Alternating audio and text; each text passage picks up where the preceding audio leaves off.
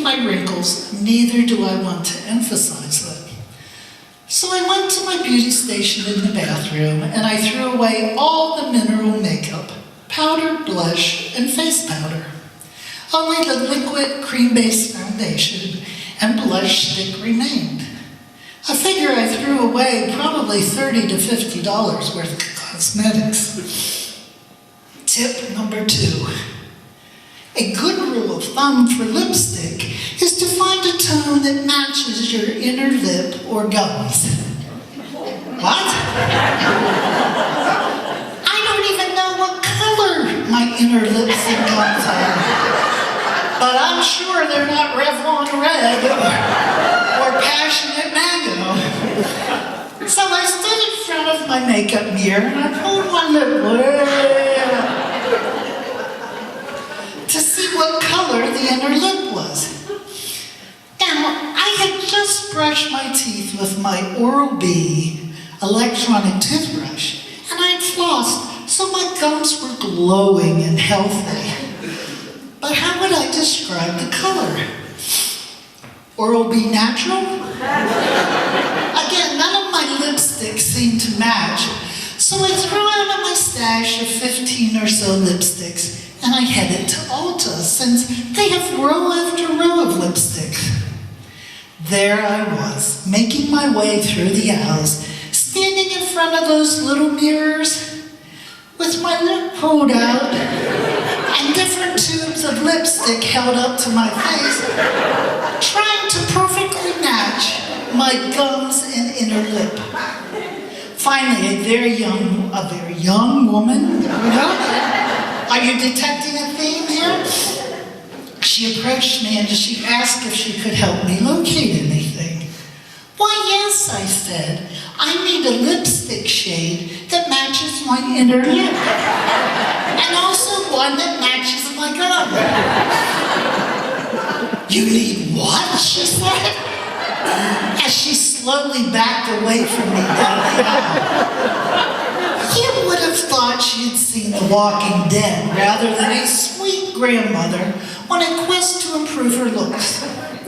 I finally settled on natural blush and dusty rose. See? Tip number 3. Women older than 50 tend to lose definition in their eyebrows, so just go with that. Don't recreate the brows you had in your 20s. Why would I want to recreate the brows I had in my 20s? In my 20s, it was not fashionable to have bushy eyebrows, so I spent every morning tweezing those brows into a reasonably thin line. You've done it, haven't you? Yes, it hurt. But women have always had to suffer for the sake of our beauty. But what I found out too late is that if you spend years tweezing those hairs, they eventually give up. And you end up with a very spotty brow line. However, the few eyebrow hairs that are still growing are super brows. Kind of like a Timex watch. You know, they took a licking, but they're still ticking. Like kudzu, I believe my remaining eyebrow hairs must grow an inch a day, and they are obviously rebels. One will grow straight out, while another curls to the left, and another points north. They're crazy, and they're white.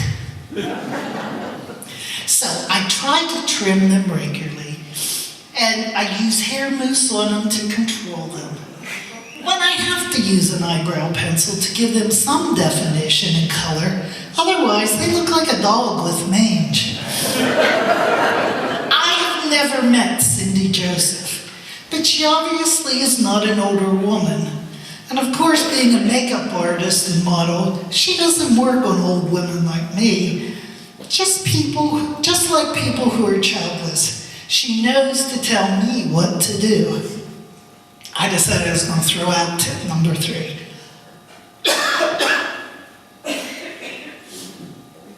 I appreciate this. sympathy call.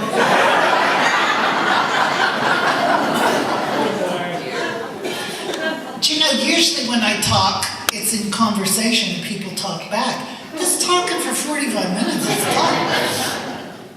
Tip number 4, and I quote, "This is a hard one, but do not wear any eyeshadow at all, especially no contour eyeshadow in the crease, because it gives the appearance of deepening the crease.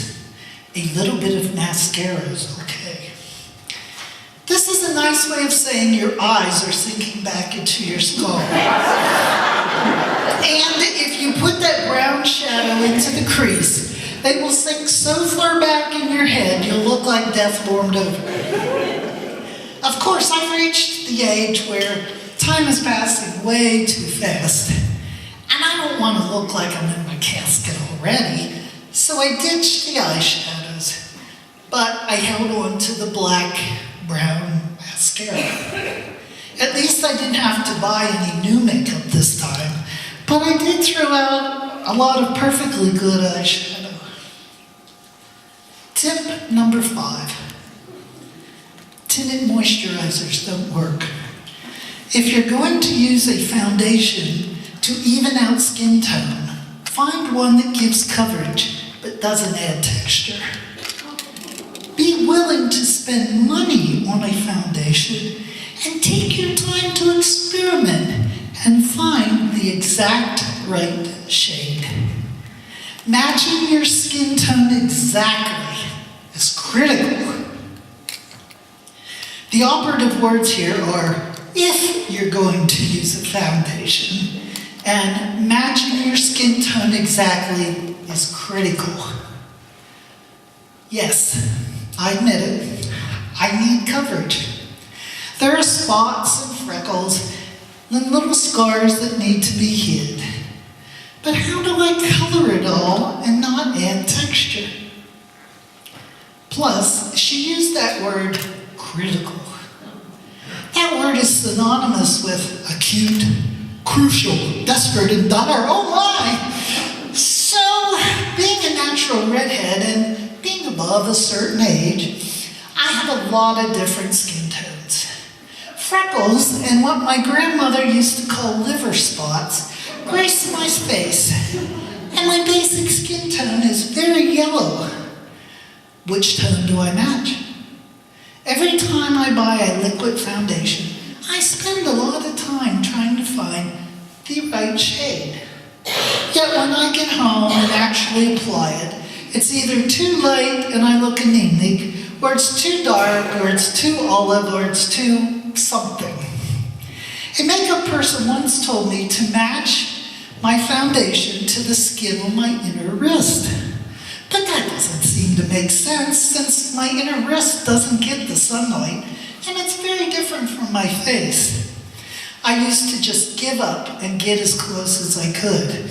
But now that I know how critical the exact match is, I panic. What's a woman to do? On top of these helpful hints, what Cindy failed to realize is that my eyesight is also not what it used to be. I obviously can't keep my glasses on and put on makeup, and the magnifying mirror just freaks me out.